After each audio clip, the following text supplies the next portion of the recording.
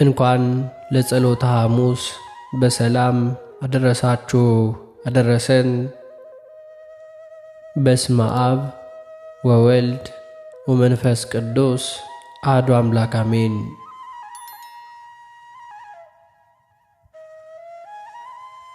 አንድ አምላክ በሚሆን በአብ በወልድ በመንፈስ ቅዱስ ስም እናምናለን።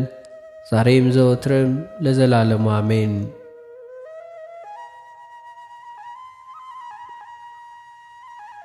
ጸሎተ ሐሙስ ጌታችን ምስጢረ ቁርባንን ከምስጢረ ጸሎት ጋር አዋህዶ የገለጠበት ዕለት ነው። በወንጌል እንደተጻፈው ፋሲካውን የሚያከብርበት ቀን ሲደርስ ጌታችን ኢየሱስ ጴጥሮስና ዮሐንስን ሄዳችሁ ፋሲካን እንበላ ዘንድ አዘጋጁልን አላቸው። እነርሱም በየት እንድናዘጋጅ ትወዳለህ አሉት። ወደ ከተማ ገብታችሁ የውሃ ማድጋ የሚሸከም ስምዖን የተባለ ሰው ታገኛላችሁ። ወደ ገባበት ቤትም እርሱን ተከተሉት። መምህር ከደቀ መዛሙርቶቼ ጋር ፋሲካ የሚደረግበት አዳራሽ ወዴት አለ ይልሃል በሉ። እርሱ የተነጠፈውንና ታላቁን አዳራሽ ያሳያችኋል። በዚያም ፋሲካችን አዘጋጁልን አላቸው። እነርሱም ወደ ተላኩበት ከተማ ገብተው አልዓዛርን የውሃ ማድጋ ተሸክሞ አገኙት። ጴጥሮስና ዮሐንስም ለስምዖን ጌታ በቤቱ ፋሲካን ሊያዘጋጅ መሻቱ እንደሆነ ነገሩት። እርሱም የፍጥረታት ጌታ በቤቱ ሊመጣ እንዳላስቦ ተደሰተ። ወደ ሚስቱም አክብሮሲና ሄዶ ይህ አልዓዛርን ከሞት ያስነሳው እኔንም በኃጢአቴ ይቅር ይለኝ ዘንድ ያነጻኝ ዘንድ ከሐዋርያቱ ጋር በቤታችን ይመጣል አላት። አክሮሲናም እጅግ በጣም ተደሰተች።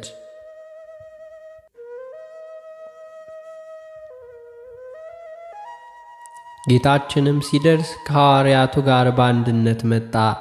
ስምዖንም ከቤቱ ወጥቶ ሮጦ ከጌታችን እግር ስር ወደቀ። ወደ ቤቱም ከሐዋርያት ጋር አስገባቸው። ይሁዳ ግን ይህንን ሰዓት አልነበረም። ውጭ ወጥቶ ከሻጭና ከለዋጭ ጋር ገንዘብ ሲደራደር ነበርና። ስምዖንም ለሚስቱ አክሮሲና ጌታና ሐዋርያት የሚገቡበት በእግራቸው የሚረግጡት ምንጣፍ እንድታነጥፍ አዘዛት። አክሮሲና ግን የጌታችንን መልክ አታውቀውም ነበር። ያን ጊዜ ደቀ መዛሙርቱ ጸሎት ሲጸልይ አይታ እንዲሁም ካንተ ውስጥ መምህሩ ማን ነው አለቻቸው። እነርሱም ዝም አሉ። መልከ መልካም ወደ ሆነውና የጌታ ወዳጅ ወደ ሆነ ዮሐንስ ተመልክታ እርሱ ይሆን ብላም ጠየቀች። ጴጥሮስ ግን ቀበል አድርጎ ጌታ ኢየሱስ ከውስጠኛው ክፍል ቆሞ ይጸልያል፣ ጌታ እርሱ ነው አላት። እርሷም ገብታ ሰገደችለት። ይሁዳም በመጨረሻው ሳጥን ተሸክሞ መጣ። ጠባቂውም እኔ የጌታ ደቀ መዝሙር ነኝ አለው። በር ጠባቂውም እለእስክንድሮስ የተነጠፈውን እስካነጥፍ ጠብቅ ብሎ እንዲሁ ዘለፈው።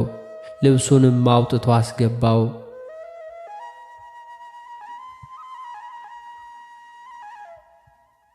በአንደኛው ሰዓተ ሌሊት ወይንም ሐሙስ ለዓርብ ምሽት ጌታችን መድኃኒታችን ኢየሱስ ክርስቶስም ልብሱን አኖረ።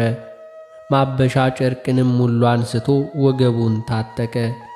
ይህችም ሥራ የምታሰራና የምታስጌጥ ናትና ለዛሬው የመነኮሳት መታጠቂያ አብነት ናት። ለምሳሌ ኢዮአብ ወደ ሰልፍ ሲገባ እየለበሰ ይገባ እንደነበረው ያን አይነት ነውና ጌታችን የደቀ መዛሙርቱን እግር ያጥብ ዘንድ በጴጥሮስ ጀመረ። ጴጥሮስ ግን እኔ ባንተ ልታጠብ አይገባኝም አለ። ጌታም መልሶ እውነት እውነት እልሃለሁ እኔ እግርህን ካላጠብኩ ከኔ ጋር ዕድል ፈንታ የለህም። ሌሎቹም ሐዋርያትን አጠባቸው። አሳልፎ የሚሰጠው ይሁዳንም እግሩንም አጠበው። ጌታ አሳልፎ የሚሰጠው ሳያውቅ ቀርቶ አልነበረም፣ ፍቅርንም ሲያስተምረውና ለንስሐ ጊዜ ሲሰጠው ነው እንጂ። እኛንም ለሚወደን ብቻ ሳይሆን ለሚጠላንስ እንኳን በጎ ማድረግ እንደሚገባን ሲያስተምር ነው። ጌታችን ጾመና ጹሟልን፣ ተጠመቀና ተጠመቋልን፣ ጸልየና ጸልዩዋልን፣ ሰገደና ስገዷልን፣ የሐዋርያትን እግር አጥቦ እናንተም እንዲሁ አድርጉ ብሎ መምህረ ትሕትና ገለጠልን። ዛሬም ከፓትርያርኩ ጀምሮ ሊቃነ ጳጳሳት፣ ካህናት በየማረጋቸው የምእመናንን እግር በማጠብ የጌታን የትሕትና ሥራ ያስቡበታል። ለሐዋርያት ትሕትና ሲያስተምራቸው ጌታችን እግራቸውን አጠባቸው፣ ሊቃውንትም እንዲሁ ያስረዳሉና። ከዚያም ዘውእቱ ሥጋዬ ዘውእቱ ደሜ ብሎ ሥጋውና ደሙን ሰጣቸው። ዛሬም የልጅነት ጥምቀት የሚቀበሉ ምእመናን በዚሁ ዕለት ከክርስትና ቤት ወደ ቤተ መቅደስ ሄደው የጌታችን ክቡር ሥጋና ደሙን ይቀበላሉ። መሠረቱም ጌታችን ለሐዋርያት ያደረገው እንዲሁ ተመርኩዞ ነውና ከፍ ከፍ ሊል የሚወድ ራሱን ዝቅ ያድርግ ብሎ አስተምሯቸዋል። አባ ጊዮርጊስ በመጽሐፈ ምስጢር ጌታ ለጴጥሮስ እኔ እግራችሁን ካጠብኩ ከእኔ ጋር ዕድል ፈንታ የለኝም ያለውን ሲተረጉመው እኔ በአገልጋይ አምሳል እግርን ካጠብኩ አንተም ከበታች ላሉት ራስን ዝቅ ለማድረግ አትችልም፣ ራስን ዝቅ ዝቅ ካደረግ አለቃ ልትሆን አትችልም ለማለት ነው ብሎ ተርጉሞታልና። ጌታችን ደግሞ አምላክ ፈጣሪ መምህር ሳለ ዝቅ ብሎ እንዳጠባቸው እነርሱም ክህነታቸውና መምህርነታቸውን በትሕትና እንዲጀምሩ ሲያስተምራቸው ነውና።